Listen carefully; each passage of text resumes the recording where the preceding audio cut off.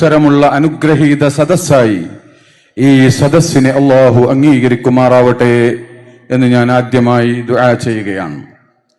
സമസ്ത കേരള ജംഇയ്യത്തുൽ ഉലമ കൂടുതൽ കൂടുതൽ പരീക്ഷണങ്ങൾക്ക് വിധേയമാകും തോറും അത് കൂടുതൽ ശക്തിയാർജിക്കുകയും കൂടുതൽ സ്ഫുടം ചെയ്തെടുക്കപ്പെടുകയും അതിന്റെ ശക്തിയും ഊർജവും ആർജവും വർദ്ധിച്ചു വരികയും അതിന്റെ യൗവനം പൂർവോപരി ശക്തമായി വളരുകയുമാണെന്ന് ലോകത്തെ ബോധ്യപ്പെടുത്തിക്കൊണ്ട് കണ്ണുള്ളവർക്ക് മുഴുവനും കാണാൻ അവസരം നൽകിക്കൊണ്ടാണ് ഈ കുനിയയിൽ ഈ മഹാസാഗരം സുന്നത്ത് ജമാഅത്തിന്റെ മക്കൾ തീർത്തിട്ടുള്ളത് എന്ന് ഞാൻ ആദ്യമായി ഓർമ്മപ്പെടുത്തുകയാണ്.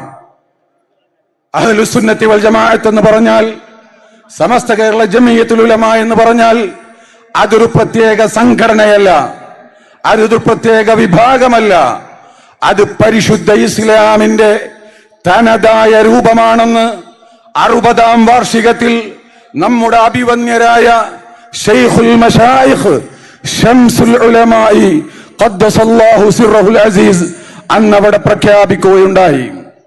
പരിശുദ്ധ ഇസ്ലാമിന്റെ തനതായ രൂപത്തെ സമൂഹത്തിന് കൃത്യമായി കാണിച്ചു കൊടുക്കുവാനും അതിനെതിരിൽ വരുന്ന സകലമാന കൂരമ്പുകളെയും തകർത്തെറിഞ്ഞുകൊണ്ട് പരിശുദ്ധമായ ദീനിന്റെ സത്തക്ക് കാവൽ നിൽക്കാൻ വേണ്ടി മഹാനായ വരക്കൽ മുല്ലക്കോയ തങ്ങളുടെ നേതൃത്വത്തിൽ അക്കാലഘട്ടത്തിൽ ജീവിച്ചിരുന്ന മഹാന്മാരായ സാദാത്യങ്ങളും ആരിഫീങ്ങളുമായ പണ്ഡിതന്മാർ സമൂഹത്തിന് സമർപ്പിച്ച മഹത്തായ ഒരു കോട്ടയാണ്, ഈമാനിന്റെ കോട്ടയാണ് സമസ്ത കേരള ജംഇയ്യത്തുൽ ഉലമ. അതുകൊണ്ട് തന്നെ ഈമാനുള്ള മനുഷ്യന്മാർ, സുന്നത്ത് ജമാഅത്ത് ഇവിടെ നിലനിൽക്കണമെന്ന് ആഗ്രഹിക്കുന്നവരെല്ലാം ഈ പ്രസ്ഥാനത്തെ നെഞ്ചേറ്റുകയും ആ പ്രസ്ഥാനത്തിന് ഒരു പോറലേൽക്കാതെ അതിനെ സംരക്ഷിക്കാൻ സർവസജ്ജമാണെന്ന് ഈ സമ്മേളനത്തോടെ ഒന്നുകൂടെ വിളിച്ചോതുകയാണ്. എന്റെ പ്രിയമുള്ള സഹോദരൻ,